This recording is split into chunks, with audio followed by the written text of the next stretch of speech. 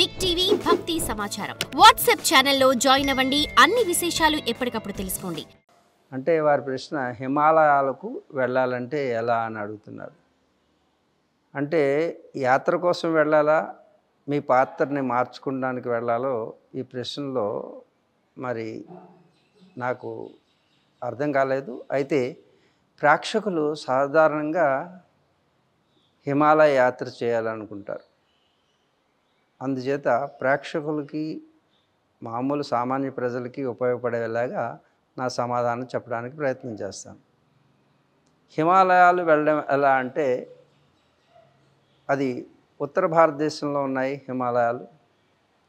దక్షిణ భారతదేశం నుంచి వెళ్ళాలంటే ముఖ్యంగా హరిద్వార్ చేరుకోవాలి. హరిద్వార్ అంటే హరుల యొక్క ద్వారంగా చెప్పబడుతుంది హరిద్వార్. ఈ హరిద్వార్ హరుడు హరి క్షేత్రాలకు చేరడానికి ద్వారం. ముందుగా గంగా దర్శనం చేసుకుని హరిద్వార్లో హరికి పౌడిలో స్నానమాచరించి గంగ పూజను ఆచరించిన తర్వాత యాత్ర మొదలవుతుంది. చార్ధామ్ యాత్ర అని అంటారు. హిమాలయాల్లో 4 ముఖ్యమైనటువంటి యాత్రలు ఉన్నాయి. వాటిలో ఒకటి మీకు గంగోత్రి, రెండవది యమునోత్రి, మూడవది బద్రీ క్షేత్రం. బద్రికా క్షేత్రం అంటే బద్రీనాథ్ అని అంటారు. దీని తర్వాత కేదార్నాథ్. ఇవి 4 కలిసి మనకి చార్ధామ్ యాత్ర అని అంటారు.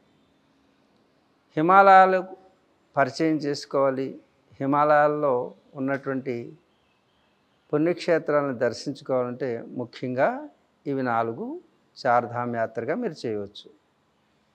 ముఖ్యంగా ఈ మే నెల తర్వాత మనకి ఈ 4 యాత్రలకి సంబంధించినటువంటి ప్రారంభం జరుగుతుంది. 6 నెలలు హిమాలయాలు మంచుతో కప్పబడి ఉంటాయి.